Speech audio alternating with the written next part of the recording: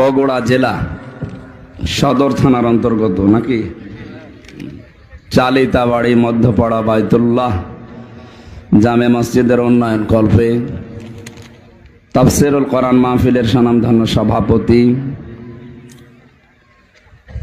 যিনি এখানে উপস্থিত থাকার কথা ছিল, প্রবাসে থাকার কারণে আসতে পারেন নাই, তার ভাই এখানে উপস্থিত আছে। আমাদের শ্রদ্ধাভাজন বড় ভাই জনাব এখলাস মন্ডল, দামাত বারকাতুহুমুল আলিয়া, বলেন আমিন। সহসভাপতি জনাব মনসুরুল হক, আলহাজ মাওলানা আব্দুল জলিল আজাদ, প্রধান অতিথি জনাব রেজাউল করিম বাদশাহ, সভাপতি বগুড়া জেলা বিএনপি ও সাবেক মেয়র বগুড়া পৌরসভা। এতক্ষণ যারা আলোচনা রাখলেন, নাটোরের কৃতি সন্তান, ইসলামিক চিন্তাবিদ, শিক্ষাবিদ জনাব মাওলানা আব্দুল বারী রশিদি, পিএইচডি গবেষক, ইসলামী বিশ্ববিদ্যালয় কুষ্টিয়া। কথা বললেন মাওলানা হুসাইন আহমেদ মাহফুজ, কথা বলেছেন মাওলানা আব্দুল্লাহ আল বাকি, মাওলানা আজিজুল হক। এখানে উপস্থিত অনেকগুলো মানুষের নাম আপনারা দিয়েছেন, বরেণ্য যারা, আল্লাহ রাব্বুল আলামিন হায়াতে তাজ্জেবা সিহাতে কুল্লিয়া তাদেরকে দান করেন, বলেন আমিন। মঞ্চে বসা ওলামা একরাম, সামনে বসা মুসলমান ভাইরা, পর্দার আড়ালের সম্মানিতা মা এবং বোনেরা, বিশাল এক ধৈর্যের পরীক্ষা দিয়ে দিনের বেলায় এ পর্যন্ত বসে আছেন, যে আল্লাহ আমাদেরকে ধৈর্য দিলেন কোরআনের জন্যে, খুশি হয়ে বলছে আলহামদুলিল্লাহ। সবচাইতে বেশি মানুষকে জান্নাতে নিয়ে যাবে উত্তম চরিত্র আর ধৈর্য, যে দুইটা আমাদের ভেতরে খুব বেশি অভাব। তারপরও বগুড়ার এই মানুষগুলো আজকে যে পরিচয় দিল, এদের উত্তম চরিত্রের সারা পৃথিবীতে, সারা বাংলাদেশে একটা পরিচয় আছে। খারাপ চরিত্রের মানুষগুলো এই এলাকায় কম বাস করে যে এলাকায়, আমরা এলাকার নাম নিলাম না। এই মানুষগুলোর চরিত্র এত খারাপ, কুকুর পর্যন্ত এত নিচে নামতে আমরা দেখি নাই। সুম্মা রাদাদনাহু আসফালা সাফিলিন, আসফালা ইসমে তাফজিল। আল্লাহ তাআলা বলেন, মানুষকে আমি সুন্দর করে বানিয়েছিলাম, কিন্তু এরা নামতে নামতে এত নিচে নেমেছে। এই মানুষগুলো যদি এখন ক্ষমতা না হারাতো, তাহলে এদের চরিত্র জনগণের সামনে, এই নিকৃষ্ট চরিত্র ফুটে উঠতো না। এত নিচে নামতে পারে মানুষ নিজের স্বার্থের কারণে। আমি ইঙ্গিত দিলাম শুধু, আশা করি আপনারা জ্ঞানী মানুষ, বুঝেছেন। সুতরাং আমাদের চরিত্র এবং ধৈর্য আজকে যে পরিচয় দিচ্ছেন কোরআনের জন্যে। এখানে বসে আছেন, আমার এখানে ওঠার কথা ছিল সর্বোচ্চ 3টায় বিকাল, তো আস্তে আস্তে আমি 4:15 পৌঁছালাম।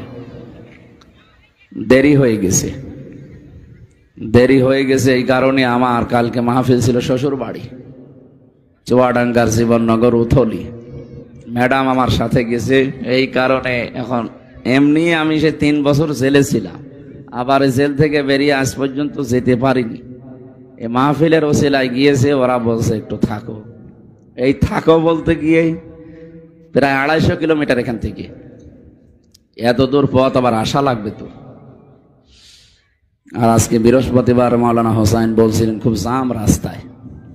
আসলে আমরাও তো মানুষ, আমরা এই 2য় 2টা 3টা নিতে চাই না। ডাক্তার আমারে জানিয়েছে আপনি আলোচনা কম করেন, আপনার যে ছেলের যে খাবার ওরা খাওয়িয়েছে, এই কন্ডিশন আপনার শরীর ভালো না। সর্বোচ্চ রাত 10টার পরে আপনি আজ জেগে থাকবেন না, তাহলে ওই রোগ আবার বেড়ে যাবে। আর দিনে রাতে এইভাবে প্রোগ্রাম করার দরকার নেই। অন্তত সপ্তাহে 2-3টা করেন আর 2-3 দিন বাড়ি থাকে। 2-3 দিন বাড়ি থাকা দূরের কথা, ম্যাডামের কাছে যেতে হলেও হিসাব করে যাওয়া লাগছে। এই রকম টাইট অবস্থায় আছে। আজকে আমার মায়ের সাথে দেখা করতে গিয়েছে সর্বোচ্চ 5 মিনিট। এইভাবে জীবন খুব কঠিন হয়ে যাচ্ছে। তারপরেও লা ইউকাল্লিফুল্লাহু নাফসান ইল্লা ওয়াসআহা, কোরআনে কারিমে আল্লাহ দিয়েছেন, কারো সাধ্যের অতীত বোঝা আমি তার উপরে চাপিয়ে দেই না। আমাকে আল্লাহ যে কষ্ট আমার উপরে যাচ্ছে, যদিও এইটা আমার দ্বারা সহ্য করা সম্ভব, এই জন্যে আল্লাহ দিয়েছেন, নয়তো দিতেন না। আমার সাধ্যের অতীত যদি হয়ে যেত, তাহলে আল্লাহ এই কষ্ট আমাকে দিতেন না। আমার সহ্যের ভেতরে আছে, এই জন্য অন্তত আমি টিকে আছি। আল্লাহ যেন দ্বীনের জন্য কষ্ট করার তৌফিক এবং ধৈর্য আমাকেও আপনাদের মতো দান করেন। আমি ক্ষমা এবং সরি আপনাদের কাছে, অন্তত ঠিক সময়ে আসতে না পারার কারণে। কষ্ট যারা পেয়েছেন একটু বসেন না কেন? জায়গাটা খারাপ নাকি? জায়গাটা কি ভেজা নাকি? বসলে তো ভালো লাগে। যারা আসতেছে দেখেছেন স্রোতের মতো মানুষ আসতেছে। বসেন বসেন, ওই জায়গাও পাবেন না শেষে।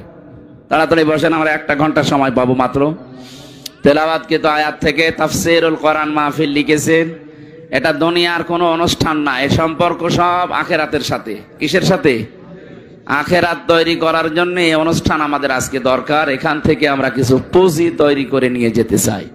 আল কাজ্জিসু মান দানা নাফসাহু ওয়া আমিলা লিমা বা'দাল মাউতি ওয়াল আজিজু মান আতবা নাফসাহু হাওয়াহা ওয়া তামান্না আলাল্লাহ। তিরমিজি শরীফের হাদিস। বিশ্বনবী বলেন, ওই নারী পুরুষ ওটা বুদ্ধিমান যে আখেরাতের জন্য কাজ করে আল্লাহর উপরে ভরসা করে। আর ওইটা নির্বোধ, পাগল, অজ্ঞ যে আখেরাতের কোনো কাজ কারবার নেই, আন্দাজে আল্লাহর উপরে ভরসা করে থাকে। কালেমা যখন পড়েছি জান্নাতে যাবো, এরকম ধারণা আমাদের নেই। এই কথা বলে না কেন? হযরত আবু হুরায়রা এ কথাটা শোনার পরে নবীজিকে বললেন, হে নবী, আপনি যে বললেন মান ক্বালা লা ইলাহা ইল্লাল্লাহ দাখালাল জান্নাহ, যে ব্যক্তি লা ইলাহা ইল্লাল্লাহ বলবে সে জান্নাতে চলে যাবে। আমি এই কথা মানুষকে জানাবো। নবীজি বললেন, ঠিক আছে যাও। উনি এক দৌড়ে যাকে রাস্তায় পায় তাকেই বলে, দেখো এই মাত্র শুনে আসলাম বিশ্ব নবী জানিয়েছেন মান ক্বালা লা ইলাহা ইল্লাল্লাহ দাখালাল জান্নাহ, যে ব্যক্তি লা ইলাহা ইল্লাল্লাহ পড়বে সে জান্নাতে চলে যাবে। না গিয়েছে? না না, দাখালা এটা মাজি, অতীতের শব্দ, এটা পাস্ট। তার মানে নবীর এই কথা অনুযায়ী আমরা বিশ্বাস করতে পারলাম যে ব্যক্তি লা ইলাহা ইল্লাল্লাহ একবার জীবনে বলবে সে জান্নাতে যাবে না, চলে গেছে। কি করেছে? বলেন বলেন। এটা ক্লাস চলছে, কিন্তু আপনি জীবনে যদি স্কুল কলেজ মাদ্রাসায় নাও যেয়ে থাকেন, এটা আপনার জীবনের প্রথম মনে করেন ক্লাস চলছে। ছাত্র যে 1 2 তে যারা পড়ে দেখেছেন কেরম জবাব দেয়, ওইরকম করে জবাব দেবেন যদি বুঝে থাকেন, আর না বুঝলে চুপ করে থাকবেন। জান্নাতে চলে গেছে না জান্নাতে যাবে? গেছে। প্রশ্ন হচ্ছে এখনো তো আমরা মারা যাইনি, জান্নাতে গেলাম কি করে? নবীর এই কথাটা একটু ভুল আছে নাকি? হ্যাঁ, আল্লাহর কথায় যেমন ভুল নেই সন্দেহ নেই, নবীজির কথায়ও ভুল নেই সন্দেহ নেই। কারণ নবীজি নিজের মতো করে কথা বলতেন না, আল্লাহ বলাতেন তাই বলতেন। সুতরাং তো নিজে বললেন যে দাখালাল জান্নাহ, কালেমা পড়লে সে জান্নাতে চলে গেছে, এর অর্থটা কি? হঠাৎ পথের ভেতর হযরতে ওমরের সাথে দেখা, জিজ্ঞাসা করলেন এ কথা কে বলেছে, কোথায় পেলে? নবীজি বলেছে, দিয়েছে এক চড়। যেই বলেছে নবীজি একটা আষাঢ় দিয়েছে। আপনি আমারে বলেন কেন? আমি তো শুনি আসলাম এখনো নবীজি মসজিদে নববীতে বসা আছে। গেলেন, জিজ্ঞাসা করলেন, হে নবী আপনি কি এই কথা বলেছেন? বিশ্ব নবী বলেন, হ্যাঁ নাম আমি বলেছি। হযরত ওমর কিন্তু জ্ঞানী মানুষ ছিলেন, শিক্ষিত মানুষ ছিলেন, তিনি বিচক্ষণ ছিলেন।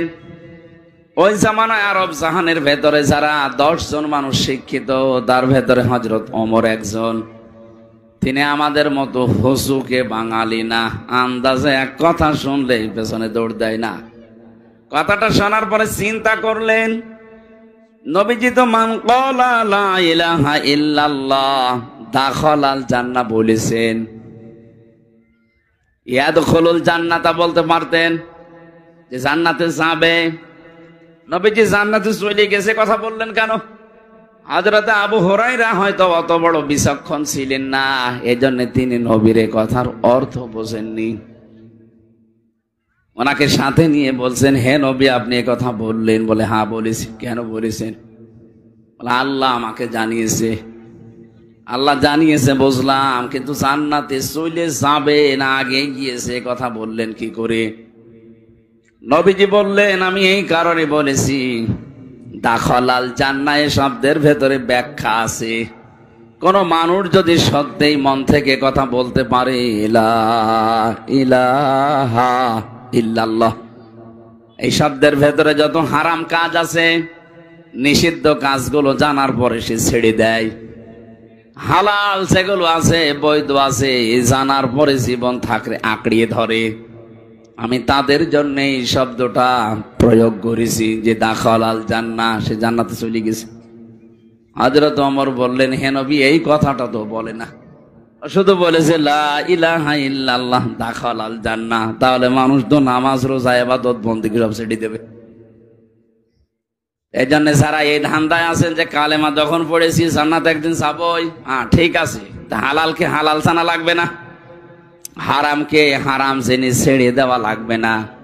প্রশ্ন আসতে পারে, আমি জানি, জানেন, কিন্তু বাস্তব জীবনে আমাদের এগুলো প্র্যাকটিক্যালি আমল নেই। আর এটা স্মরণ করিয়ে দেওয়ার জন্য আজকের এই অনুষ্ঠান। কথা বলেন ঠিক কিনা? সুতরাং যে আল্লাহ আমাদেরকে দিনের বেলায়, আমাদেরও কাজ ছিল, হাজারো কাজ বাদ দিয়ে কোরআনের জন্য ময়দানে নিয়ে আসলেন, কোরআনের তাফসীর শোনার জন্য।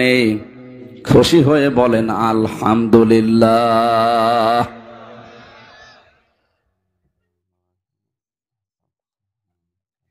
ঠিক আছে, দরুদ আর সালাম পড়ছে আমাদের নবী। কারণ কোন অনুষ্ঠান যদি আল্লাহর আরশে পৌঁছাতে হয়, এ পৃথিবীতে কোনো বাবার নামে পীর সাহেবের গুণগান করে আপনি পৌঁছাতে পারবেন না। অনুষ্ঠান যত বড় হোক ছোট হোক, যে কোনো ইবাদত বন্দেগী হোক, ওটা যদি আপনি মনে করেন যে এটা আমার আল্লাহর দরবারে কবুল হয়ে যাক, তাহলে ওটার আগে পরে দরুদ শরীফ পড়া লাগবে। কি পড়া লাগবে? আমরা যেটা একটু আগে পড়লাম না একবার, তাহলে বিশ্বাস করতে পারি এই অনুষ্ঠান যত ছোট হোক, মানুষ যেই কয়জন হোক, এটা আল্লাহর দরবারে ইবাদত হিসাবে কবুল হয়ে গেছে। প্রশ্ন হচ্ছে, যে কথাগুলো বললাম আমি দরুদে, ওইগুলো আমার প্র্যাকটিক্যাল জীবনে থাকা লাগবে। কথা বলে না কেন? আমি বলি এক মুখ দিয়ে, অথচ আমার প্র্যাকটিক্যাল লাইফে এগুলো সেট করা নেই। আমি আন্দাজে, এ মুখের চামড়ার মুখ হবে না, এর সাথে আরো দুইটা সম্পৃক্ত আছে। আপনার অন্তর দিয়ে বলা লাগবে এবং বাস্তব জীবন এটা দেখানো লাগবে। তাহলে কি বললেন আপনি একটু মিলান তো। আপনি কি মন থেকে দরুদ শরীফ পড়েছেন তো? বলেন না কেন? হাদিস হচ্ছে, পৃথিবীর যে কোনো প্রান্ত থেকে যদি নবীর কোন উম্মত একবার দরুদ শরীফ পড়ে, ফেরেশতারা ওইটা নিয়ে নবীর রওজার কাছে শোনায়। নবীজি বলেন, আমি শোনার পরে উত্তর দেই আর তার জন্য আমি মাগফিরাতের দোয়া করি। সুবহানাল্লাহি ওয়া বিহামদিহি। আমরা হাদিস সারা জীবন শুনি যে নবীজির সুপারিশ ছাড়া আমির হামজা না, ওর বাবাও জান্নাত পাবে না। পাবে? আপনি নিজের ইবাদত বন্দেগী একেবারে আকাশ পরিমাণ করলেও জান্নাত যেতে পারবেন না, বিশ্ব নবী যদি আমাদের জন্য সুপারিশ না করেন। সেই হিসাবে আমার বর্ণনা, যে কথাগুলো বললাম, দেখেন তো আমরা সুপারিশ পাবো কিনা। এক নম্বরে বলেছিলাম, আল্লাহুম্মা, হে আল্লাহ, সাল্লি আলা, তুমি রহমত নাজিল করো।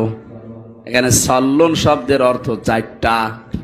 সল্লত মানে রহমত নাজিল করা, সল্লত মানে দরুদ শরীফ পড়া, সল্লত মানে নামাজ পড়া, সল্লুন মানে মাগফিরাত কামনা করা। আমার আল্লাহর কাছে চারটার যেইটা যার সাথে মিলবে তার সাথে লাগাবেন। এখন যদি সল্লুন শব্দের বাংলা অর্থ আপনি এখানে ধরেন যে মাগফিরাত কামনা করা, সৃষ্টি জগতে আমরা যারা অপরাধ করি তারা মাগফিরাত কামনা করলে মানায়। কথা বলে না কেন? তো বিশ্ব নবীর জন্য মাগফিরাত কামনার দরকার নেই, কারণ তার আগে পরের সব অপরাধ আল্লাহ মাফ করে দিয়েছেন। মা তাকদ্দামা মিন যামবি, তার আগে পরে কোনো অপরাধ নেই, এই সব আল্লাহ নিজ গুণে ক্ষমা করে দিয়েছেন। তাহলে দ্বিতীয় অর্থ হচ্ছে সল্লন মানে নামাজ পড়া। এখানে তো আমরা নামাজ পড়লাম না, এই যে কিছুক্ষণ আগে পড়লাম ওই নামাজ না। এই দরুদের ভেতরে কোনো নামাজ পড়েছি? বলেন বলেন। তাহলে এইটাও না। যার জন্য যেটা মেলে তাকে সেই জায়গায় লাগাবেন। 3 নম্বরে রহমত নাজিল করা, এটা মিলছে। আমরা তো আল্লাহকে বলতেই পারি, হে আল্লাহ তুমি রহমত নাজিল করো। সাল্লি আলা, আলা মানে উপরে, মুহাম্মদ, মুহাম্মাদের উপরে। আপনি যখন মনে মনে এই কথা বলেন যে আল্লাহুম্মা সাল্লি আলা, হে আল্লাহ তুমি রহমত নাজিল করো, আল্লাহ যদি বলে কার উপরে, আপনি নিজেই যেন জবাব দিচ্ছেন আলা মুহাম্মদ, কার উপরে।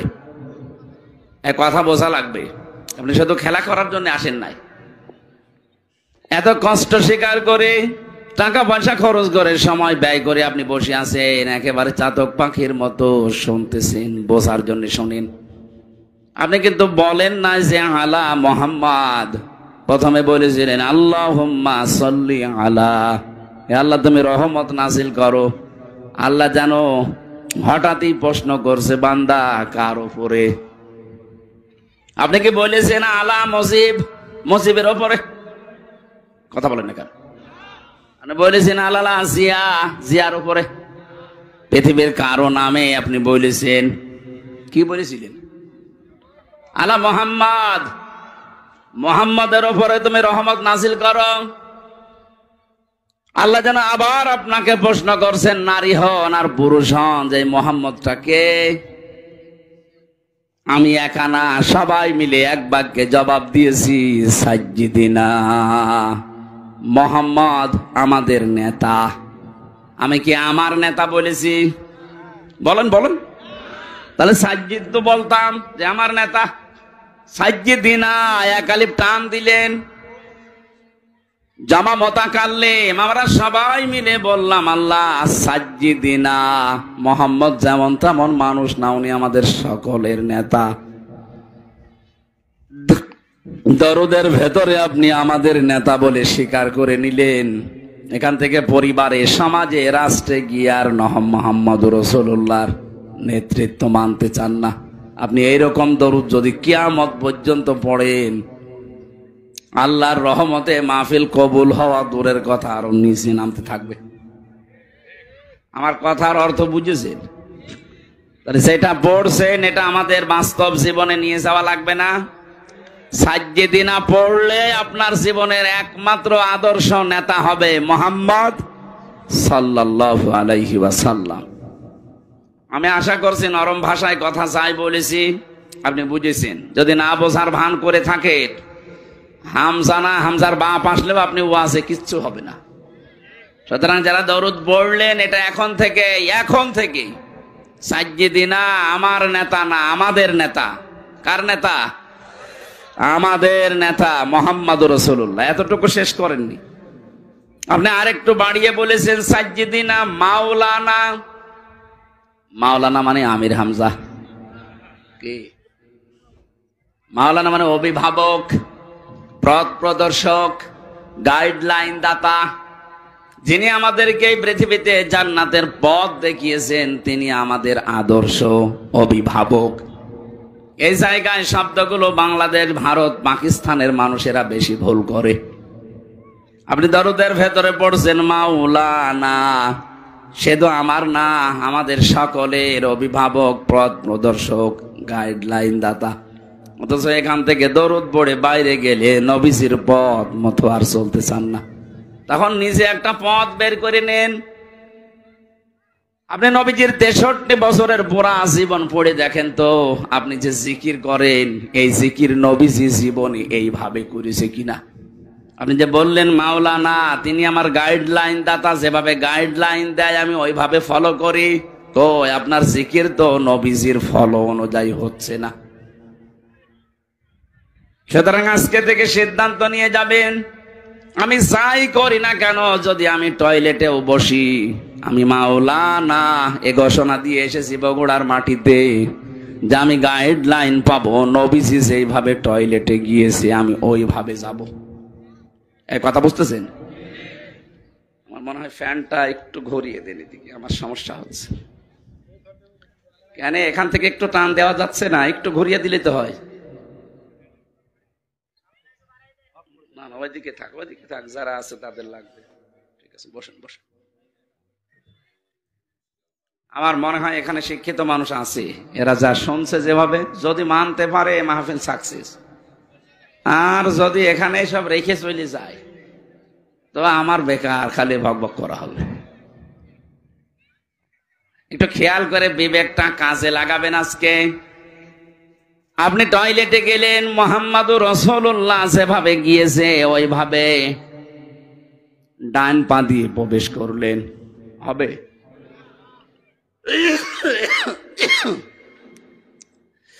নবীজি জীবনে কোনদিন ডান পা দিয়ে টয়লেটে বসেছেন? বলেন বলেন, কি দিয়ে? আরো জোরে।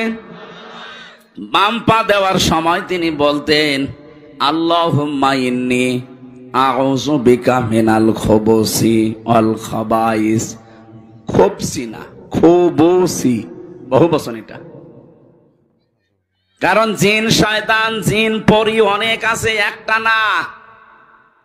পৃথিবীতে সবচাইতে বেশি শয়তান আনন্দ পায় নারী এবং পুরুষের লজ্জা স্থান দেখে।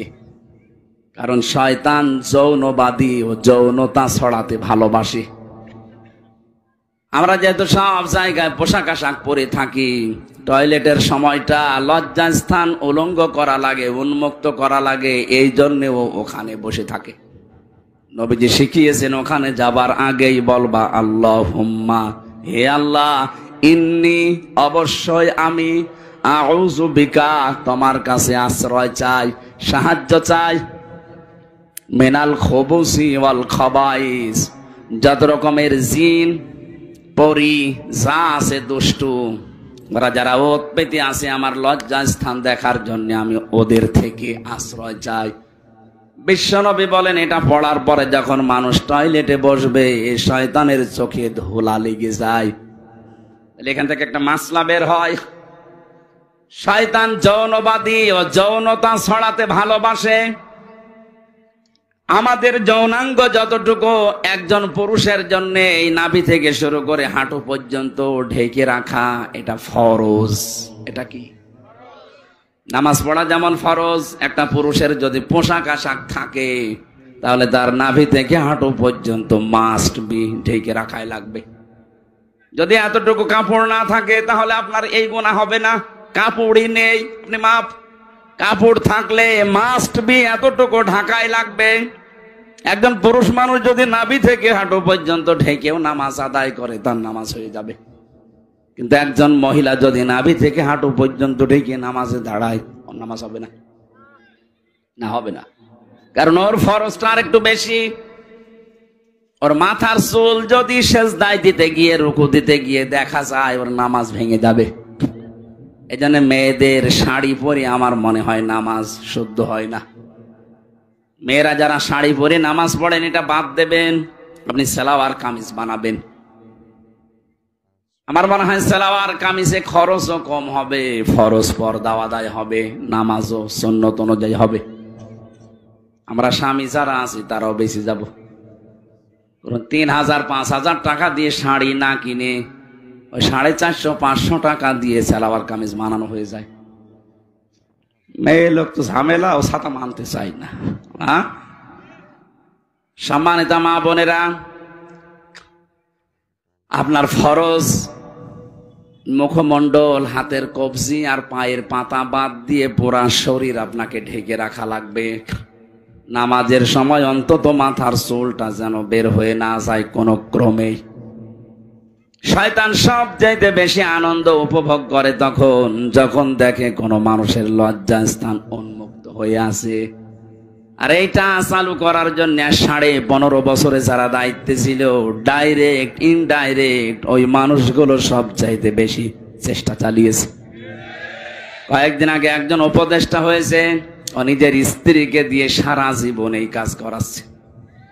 ওর স্ত্রীর মাথায় তো বিশাল বড় একটা সালোয়ার কামিজ দেওয়া থাকে না? ওই যে সমস্ত সিনেমা, নভেল, নাটক, থিয়েটার বানিয়েছে, আপনি দেখেছেন এই যে bachelor, 3rd person singular number, আমি উপন্যাস পড়েছিলাম, ওইগুলো দিয়ে এখন সিনেমা বানিয়েছে। ওর নিজের স্ত্রীকে দিয়ে অভিনয় করিয়েছে।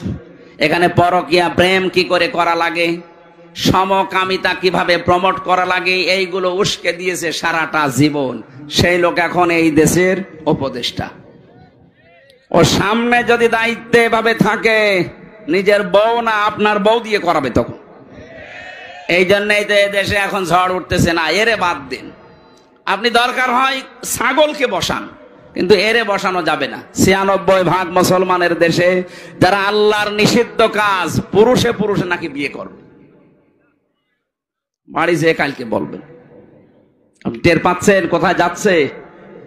খালি নামাজ পড়ে রোজা রেখে কালো বোরকা পরে হাঁ করে থাকলে হবে? বাস্তবতা নেওয়া লাগবে না? আপনার মেয়ে কালকের দিন পরে নিয়ে চলে যাবে, বলবে যে না দেওয়া লাগবে।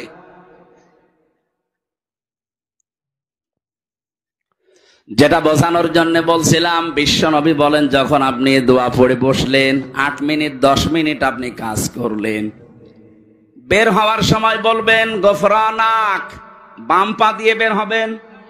বলেন বলেন। প্রতিটি কথা থেকে শিক্ষা নেওয়া লাগবে যে আমি কি করি আর আসলে কি করা দরকার। ছোট কাজ না এটা। এইটাও নবীজি গাইডলাইন দিয়েছেন যে ডান পা দিয়ে এবার বের হবা, বাম পা দিয়ে বের হওয়া যাবে না।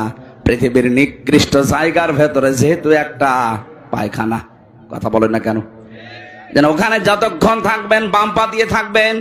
বের হওয়ার সময় আপনাকে যেহেতু দুনিয়া আরেকটু ভালো জায়গায় যাচ্ছেন, ডান পা দিয়ে বের হওয়ার সময় মুখ বন্ধ করে থাকবেন না। প্রথমেই বলা লাগবে গফরানাক, হে আল্লাহ আমি মাফ চাই। কেন? কারণ 8-10 মিনিট আমি তোমার কাছে ক্ষমা চাইতে পারিনি, আমি একটা কাজে ছিলাম, দয়া করে আমাকে তুমি মাফ করে দাও। আলহামদুলিল্লাহিল্লাযী আযহাবা আন্নিল আযা ওয়া আফানি, প্রশংসা তো তোমার জন্যে, কারণ তুমি আমার পেট থেকে গান্ধা এবং অপবিত্র কষ্টদায়ক জিনিসগুলো বের করে দিতে। যদি তুমি না দিতে, এটা বের করার জন্য আমার আবার অপারেশন করা লাগবে। যাদের পাইলস হয়, অর্শ হয়, ফিস্টুলা হয়, আপনি দেখেছেন বাস্তবতা তার কারে বলে 10 মিনিট 8 মিনিট না, ঘন্টার পরে ঘন্টা লোকটা বসে আছে ওই রকম জায়গায়। আল্লাহ যদি সত্যি আপনাকে গান্ধা জিনিস বের করে না দিতেন, ওটা কেটে বের করে লাগার জন্য অপারেশন করা লাগতো। হাদিস পড়েছি, কোন মানুষ যদি সত্যি এই দোয়াটা পড়ার সময়, বের হওয়ার সময় আমল করতে পারে, এরকম কঠিন রোগ থেকে আল্লাহ তারে আস্তে আস্তে বাঁচিয়ে দেয়। জীবনে দোয়া অনেকে আছে পড়েইনি।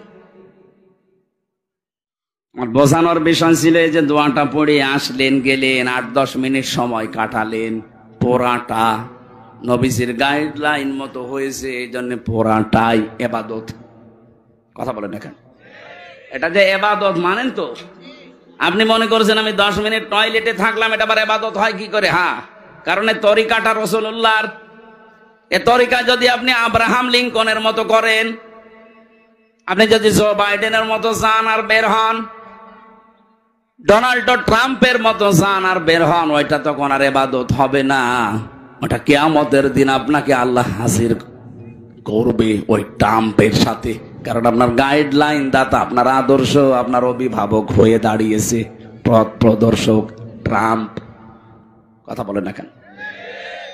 তাহলে আমাদের বাস্তবতা শুধু মাওলানা পড়লে হবে? আমি তো একটা বললাম জিকিরেরটা।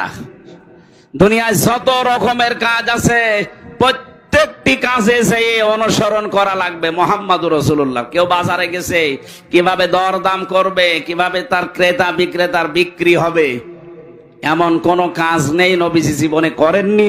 আর আপনি ওই কাজের বাইরে কোন কাজ করলে আপনার মাওলানা মুহাম্মদ ওয়া আলা আলী সাইয়্যিদিনা কিচ্ছু হয়নি। তাহলে দরুদ শরীফ কবুল না হলে মাহফিল কবুল হবে? বলেন বলেন। আল্লাহ যেন আমাদেরকে সহজ ভাবে বোঝার তৌফিক দিন, বলেন আমিন। জেলখানায় আমি 3টা বছর ছিলাম, ফাঁসির কন্ডেম সেলের ভেতরে। আমার প্রতিদিনের তাহাজ্জুদের নামাজে এই দোয়া ছিল, আল্লাহ আমি বাইরে যদি জীবনে যেতে পারি। আমার আর আশা ছিল না যে আমি বাইরে যাব, কারণ ওরা যে অবস্থায় রেখেছিল মনে হয়েছিল মারা যাব। 24 ঘন্টা ওরা আমার নজরদারিতে, তালাবদ্ধ অবস্থায়, যোগাযোগ বিচ্ছিন্ন করে রেখে দিয়েছিল। জানতাম না যে বাইরে কেউ আসে না নেই।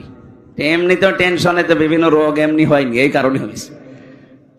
কোনোদিন আশা করি নাই যে বাইরে বের হব, তারপরও যদি আল্লাহ তুমি বাইরে বের করো, তো অন্তত তোমার বান্দা বান্দীদের সামনে যখন আমাকে নিয়ে যাবে, কোরআনের কথাগুলো, হাদিসের কথাগুলো এমন সহজ ভাবে যেন বলতে পারি, মানুষ যেন সত্যি সহজে, বাচ্চা যেমন মায়ের কথা বুঝে ফেলে, আমার সামনে যারা এরা যেন আমার সহজ ভাবে বুঝে। আপনারা বুঝতেছেন? বুঝতেছেন কথা? সুতরাং দরুদ শরীফ যে যেই কায়দায় পড়ছেন হচ্ছে না। আপনার সাইয়্যিদিনাও ঠিক নেই, মাওলানাও ঠিক নেই। আপনি মাওলানা মানেন গিয়াসউদ্দিন তাহেরিকে, ও যেভাবে জিকির করে আপনি ওইভাবে জিকির করেন। তার মানে আপনার জিকির, আপনার মাওলানা গিয়াসউদ্দিন তাহেরি। এই কথা বলছেন না কেন?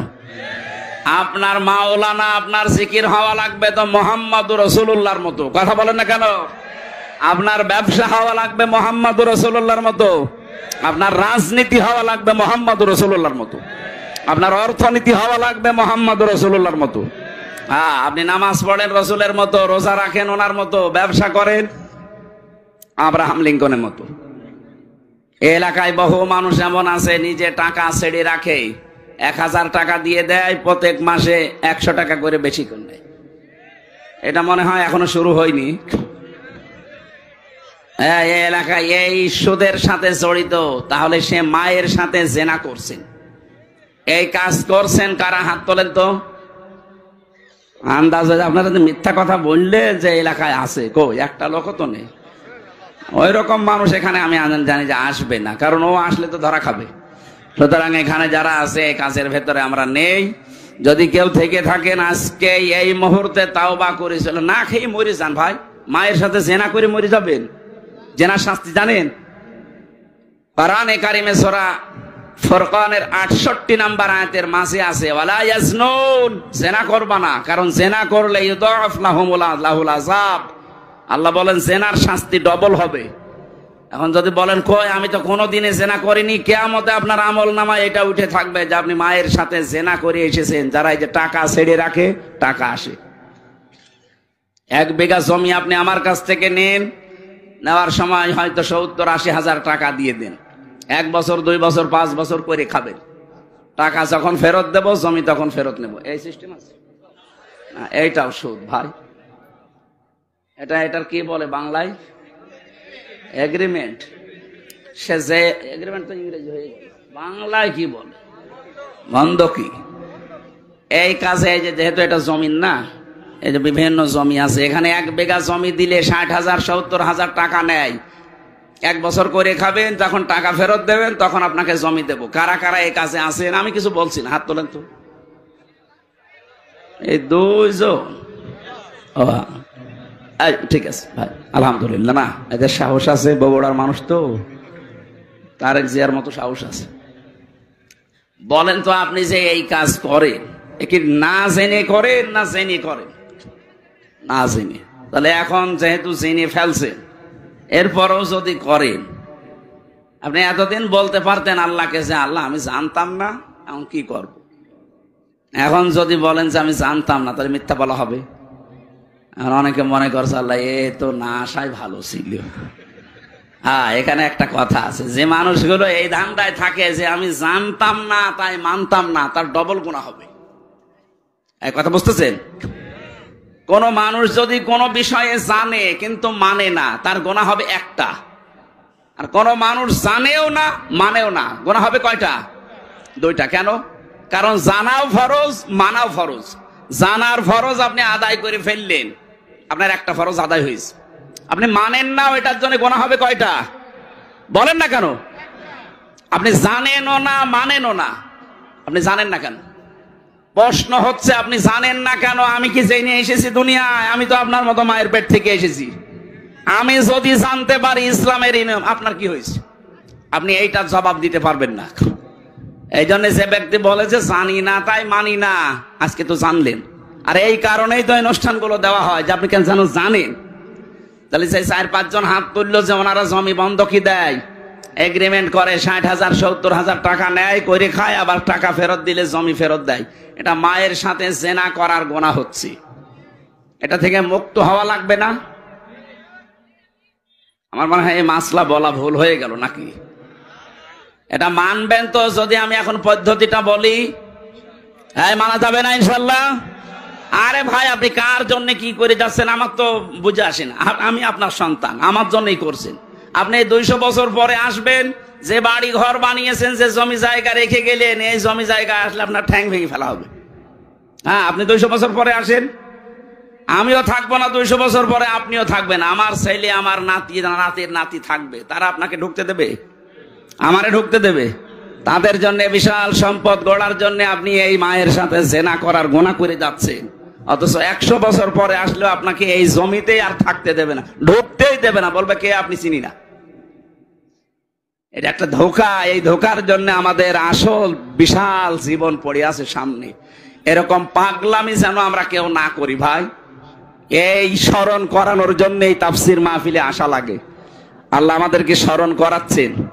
এই পদ্ধতিতে যারা আছেন, বর্গা বলে কি বলে বন্ধকি যারা করছেন, এটার পদ্ধতি দুইটা আছে। 1 নম্বরে, যতদিন আপনি এই জমি করে খাবেন 1 বিঘা জমি, ততদিন সরকারের যে খাজনা আছে প্রতি বছরে মনে হয় 65 বা 70 টাকা দেওয়া লাগে। এখন কত আমি জানি না, এরকমই হবে সব বেশি হলো। আমি জেলে যাওয়ার আগে হিসাব জানতাম, এখন এই 3-4 বছরে আর জানি না। 100 টাকা হলো। প্রত্যেক বছরে বছরে খাজনা দেওয়া লাগে না? এই খাজনা যতদিন আপনি চাষ করে খাবেন এটা আপনি দেবেন।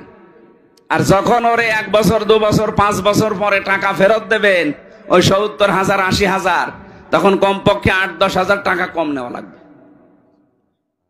এই সিস্টেমে যদি নিতে পারেন তাহলে জায়েজ আছে, তাছাড়া হবে না। এবার বলেন, এই মাসলায় যদি কোনো কিছু জানার থাকে তাহলে আমি বলে তাফসিরে প্রবেশ করছি। বলেন, এই পদ্ধতি যদি মানতে পারেন, এই দুইটা খাজনা দিয়ে দেবেন আর টাকা নেওয়ার সময় 8-10 হাজার কম নেবেন। আর একটা নিয়ম আছে ভাই, আমি শেষে আপনার প্রশ্নের জবাব দিয়ে দিচ্ছি। আর একটা নিয়ম আছে, যখন আপনি এই বাস্তবতায় যখন আপনি বলবেন যে আমি 10,000 টাকা দিলাম, প্রত্যেক বছরে বছরে আপনি 10,000 করে টাকা দেবেন, এই জমি আপনি কাজ কারবার যতদিন যা উপায় করে নিতে পারেন নিন। 1 বিঘা জমি থেকে 10,000 15,000 টাকা কামাই করা, উপায় করা, চাষ করে হোক আর যেভাবে হোক, অত কঠিন না। সুতরাং ইনসাফ যেন দুইজনেরই থাকে, সেই হিসাবে নেওয়া জায়েজ আছে। আমার কুষ্টিয়া মেহেরপুর চুয়াডাঙ্গাতে 1 বিঘা জমিতে সর্বোচ্চ 8,000 10,000 টাকা 1 বছরে দিয়ে দেয়। এইটা জায়েজ আছে। এটার আরবি নাম বাংলা নাম কি বলে আমি জানি না, খাই খালাসি। এইটা করবেন, এইটা মানুষ করতে চায় না বলে লস হয়ে যায়। ঠিক আছে, আপনার বিবেকে যা ধরে এখন থেকে আপনি তাই করেন, কিন্তু এই দোষ দিতে পারবেন না যে আমি জানি না তাই মানি না। আপনার ডবল গুনাহ হবে, আপনি ডবল গুনাহ করে যাবেন না। আজকে আমরা তেলাওয়াতকিতেও যে আয়াত পড়েছিলাম সূরা নিসার 36 নম্বর আয়াত, আমাদের আলোচনার বিষয় আজকে হক, স্বামী স্ত্রীর হক, মা বাবার হক, প্রতিবেশীর হক, এবং কি কাজের ছেলে মেয়ে যারা কাজ করে খায় বাড়িতে দোকানে, এই সমস্ত মানুষের হকের কথাও কোরআনের এই আয়াতের ভেতরে আছে। প্রত্যেকটি জিনিসের উপরে আপনার হক আছে, আর কিয়ামতে এই হকগুলো সম্পর্কে আল্লাহ আপনাকে স্ব আকারে প্রশ্ন করবে। আল্লাহ আমাদের যেন প্রশ্ন করে আটকাতে না পারেন, সেই জন্য এটা তেলাওয়াত করলাম। আমি সহ প্রত্যেকে এবার প্রবেশ করছি। আল্লাহ রাব্বুল আলামিন বলেন, ওয়া'বুদুল্লাহা ওয়ালা তুশরিকু বিহি শাইআ। হে পৃথিবীর মানুষেরা, তোমরা আল্লাহর ইবাদত করো, আমি আল্লাহর সাথে কাউকে শরীক করবা না। প্রশ্ন আসতে পারে, ইবাদত তো করি, কি করেন আপনি? 5 ওয়াক্ত নামাজ হয়তো পড়েন, রোজা রাখেন, আর মেয়েরা যারা আছে খুব বেশি হলো কালো বোরকা পরে একটু ঘোরে, এই শেষ। ইবাদত এতটুকু শব্দ না, এটা ব্যাপক অর্থবোধক একটা শব্দ। কোন মানুষ যদি মানুষের সাথে কথা বলে, এইটাও ইবাদত। আকুলু লিন-নাসি হুসনা, কেউ যদি মানুষের সাথে একটা ভালো কথা হাসি মুখে বলে, নবীজি বলেন এইটার দ্বারা তার একটা সাদগা দেওয়ার সওয়াব হয়। কত মানুষ আছে কথা বলতে চায় না, গোমরা মুখ, চুপ করে থাকে, কথাবার্তারা এমনকি দুনিয়ার কোন স্বার্থের কারণে কথা বন্ধ পর্যন্ত করে দেয়। মুরগিতে ধান খেয়েছে, এতটুকু একটা অপরাধ, এই নিয়েও মাসের পরে মাস ঝগড়া, কথা বলে না, এমন মানুষ নেই দুনিয়ায়। আপনি যদি মারা যান এই অবস্থায় 3 দিন পার হয়ে যায়, দুনিয়ার কোন স্বার্থ নিয়ে কারোর সাথে গন্ডগোল, মারামারি, ঝগড়া ঝাঁটি, মরে গেলেন 3 দিন পর, আপনি বেঈমান হয়ে মরবেন, ঈমান নসিব হবে না। আমি তো জানি 3 দিন না, 3 বছর না, 30 বছর কথা বলে না ঠুনকো একটা বিষয় নিয়ে, এই কথা বলছে না কেন? আর এগুলোর সব চাইতে পেছনে কলকাঠি নাড়াচ্ছে শয়তান, আর শয়তান মেয়েদেরকে দিয়ে এটা খেলায়, কারণ মেয়েরা শয়তানের জাল। ওরা যখন বেপরদায় চলে, শয়তান বলে ওদেরকে আমি জাল হিসাবে ব্যবহার করি। আর দেখবেন এই সমস্ত মহিলারা এগুলো তাল পাল লাগায়। সেই এলাকাতে দেখবেন এই যে তালাতালি করা, এর কথা ওর কাছে লাগানো, মানুষের সম্পর্ক নষ্ট করে দেওয়া একটা গুনার কাজ। এটা যখন বেশি চালু হয়ে যায় কোন এলাকার ভেতরে, ওই এলাকার মানুষ ভালো হয়ে গেলেও তাদের দোয়া কবুল বন্ধ হয়ে যায়। মুসা আলাইহিস সালামের জামানায় একবার বৃষ্টি বন্ধ হয়ে গিয়েছিল বহুদিন। তিনি তার উম্মতদেরকে নিয়ে এরকম একটা ময়দানে দোয়া করলেন, 2 রাকাত নামাজ আদায় করে, রব্বুল আলামিন বৃষ্টি বন্ধ হয়ে গেছে। এগুলো নাই আমার উম্মত, আমার তো কষ্ট লাগে, কিন্তু এদের তো আমি বানাইনি, তুমি বানিয়েছো, তুমি তো মালিক, তোমার কষ্ট লাগে না, বৃষ্টি দাও। 3বার মোনাজাত করলেন, আল্লাহ বলেন হাত ফেরাও, বৃষ্টি হবে না। মুসা নবী তো নাছর বান্দা, তিনি আল্লাহর সাথে কথা বলতেন, ডাক দিয়ে বলে মাবুদ না, দেওয়াই লাগবে, কেন দেবে না ওই কারণটা বলো।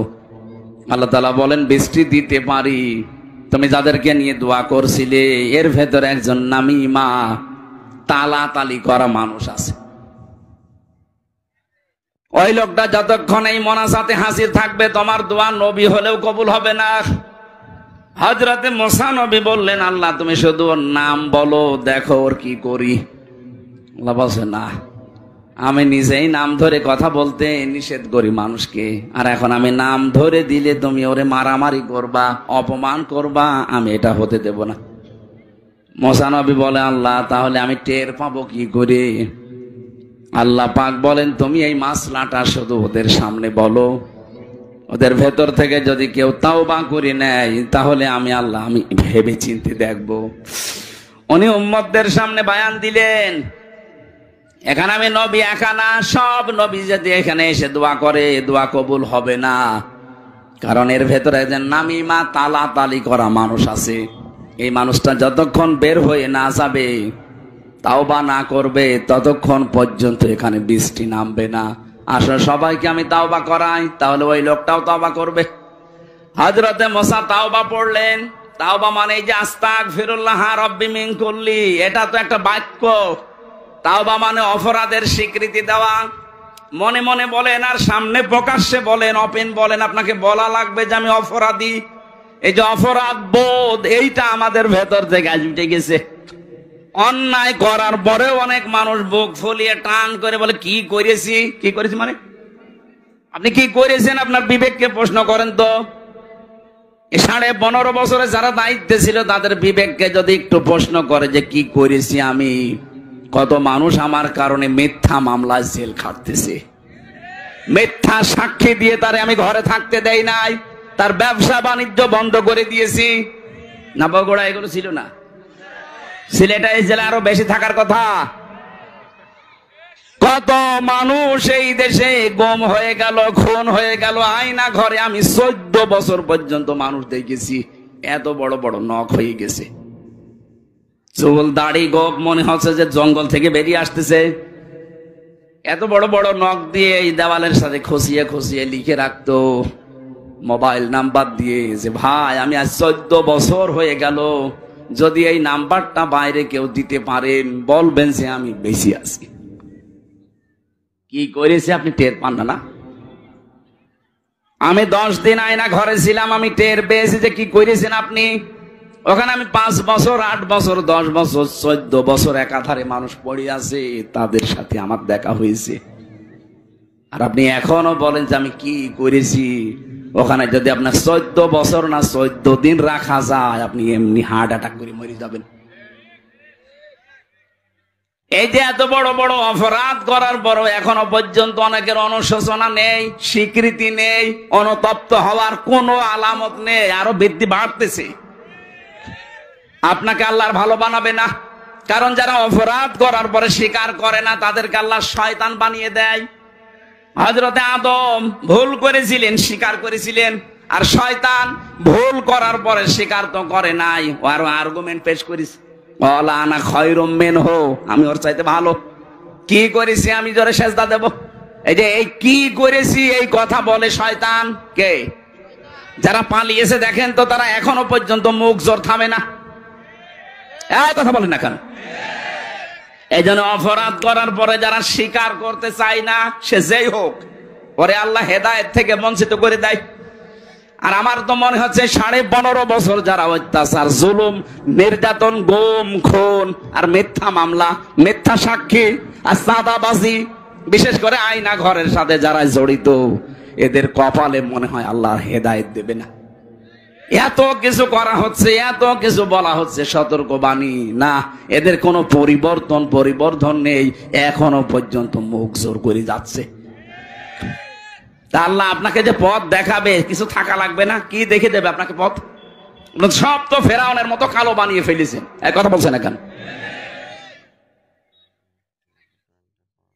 মানুষের সাথে যদি হাসি মুখে কথা বলা ইবাদত হয়, আর আপনি সে দায়িত্ব পালন করতো, আমার এই আয়না ঘরে আমি দেখেছি এই মানুষগুলো বাইরে এসে এরা সংসার করতো কি করে। ওরা তো মানুষই আমার মতো।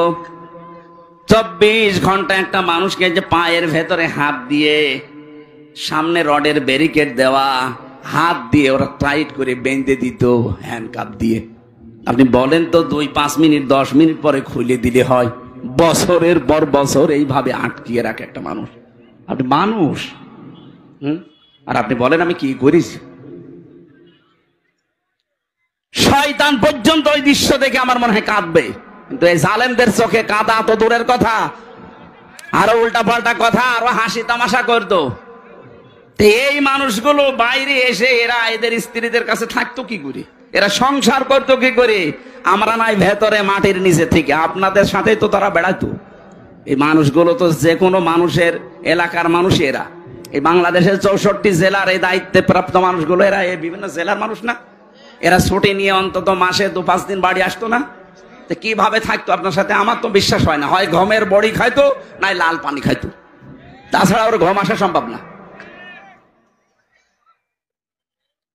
এই জন্য তাওবা মুসা নবী যখন করেছিলেন, তখন প্রথমে সবাই অনুতপ্ত হয়েছে, অনুশোচনা হয়েছে, ঘোষণা দিয়েছে যে হ্যাঁ আমরা অপরাধী। 2 নম্বরে জীবনের মতো এই কাজ আর কোনো দিন করব না বলে সিদ্ধান্ত নিয়ে অটল থেকেছে।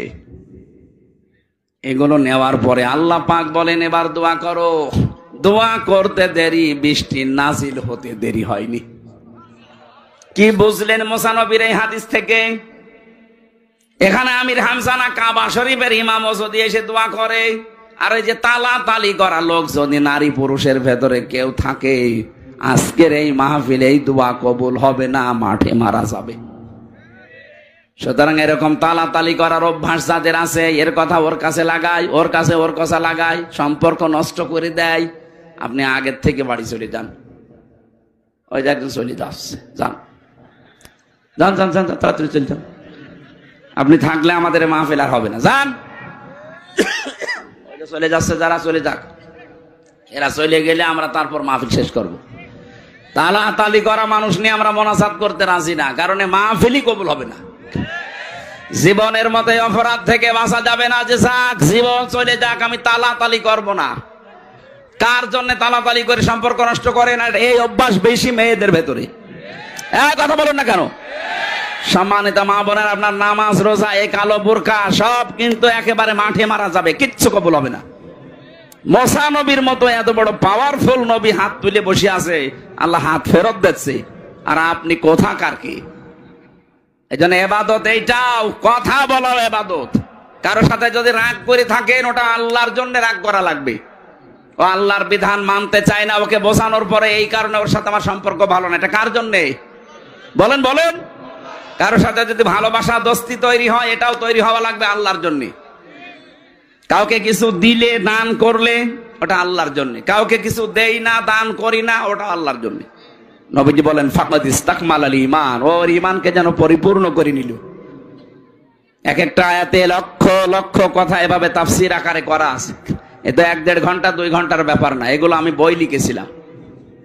আপনি পৃথিবীর সৃষ্টি থেকে শুরু করে কিভাবে আল্লাহ সব বানিয়েছেন, তৈরি করেছেন, এগুলো সিস্টেম কি, কিভাবে আমাদের ইবাদত করা লাগবে, এগুলো জেলখানায় তো 3টা বছর এক ঘরের ভেতরে, একটা কবরের মতো, এদিকে 3.5 হাত, এদিকে 1.5 হাত, এতটুকু একটা জায়গায় পড়েছিলাম 3টা বছর। ওই কারারক্ষীদের কাছ থেকে একটু খাতা নিয়ে কলম নিয়ে লিখতে লিখতে আমি বই লিখেছিলাম প্রায় 8টার মতো। ওই যে বাসতলায় মনে হচ্ছে আমার গাড়িটা আছে, ওখান থেকে আপনার মেয়ের জন্য, বউর জন্য, মায়ের জন্য, ফুফুর জন্য বই নিয়ে যাবেন, নিয়ে পড়াবেন। বই মানুষকে কোনোদিন ঠকায়নি, ঠকাবেও না, যতটুকু হোক ওখান থেকে একটা জ্ঞান পাবেন। একটা সাদগায়ে জারিয়া সওয়াব হতেই থাকবে মরণ পর্যন্ত। আমরা মাগরিবের আজান আর 4-5 মিনিট আছে, এরপরে মোনাজাতের মাধ্যমে শেষ করে বইটা নিয়ে যাবেন, কাজে লাগবে, আশা ব্যক্ত করে শেষ করছি। আল্লাহুম্মা আমিন। লা হাওলা ওয়ালা কুওয়াতা ইল্লা বিল্লাহিল আলিয়্যিল আযীম। আল্লাহ তাআলা বগুড়ার মানুষগুলো দিনের বেলা সব কাজ বাদ দিয়ে যারা বসে আছে, রব্বুল আলামিন এদেরকে খালি হাতে না ফেরত দিয়ে এদের হাতগুলো পরিপূর্ণ করে দাও, এদের জীবনের অপরাধগুলো তুমি মাফ করে দাও, এদের জীবনের ভালো কাজগুলো তুমি মঞ্জুর করে নাও।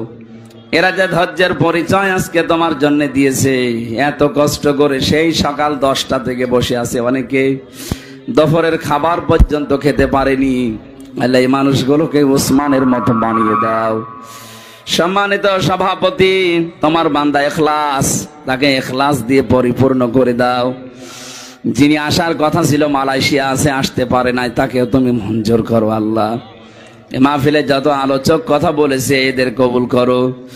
যাদের মাধ্যমে এলাকায় আসি, বিশেষ করে আমার আলী ইমরান ভাই, এলাকার সন্তান, আল্লাহ তুমি তাকে যে দায়িত্ব দিয়েছিলে সততার সাথে পালন করার তৌফিক দিয়েছো, সামনে মেহেরবানি করে তার জীবনটা উজ্জ্বল।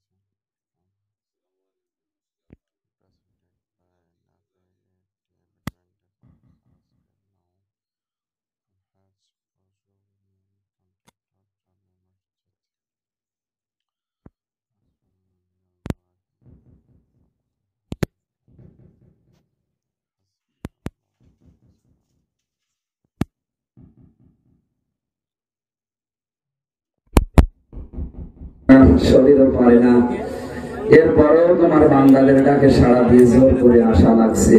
যতটুকুই বলতে পারি আল্লাহ কথাগুলো সহজ ভাবে তাদের বোঝার সুযোগ করে দাও। মরণ আসলেই যেন এই কথা আমাদের জবান দিয়ে একবার হলেও জারি হয়ে যায়, লা ইলাহা ইল্লাল্লাহু মুহাম্মাদুর রাসূলুল্লাহ।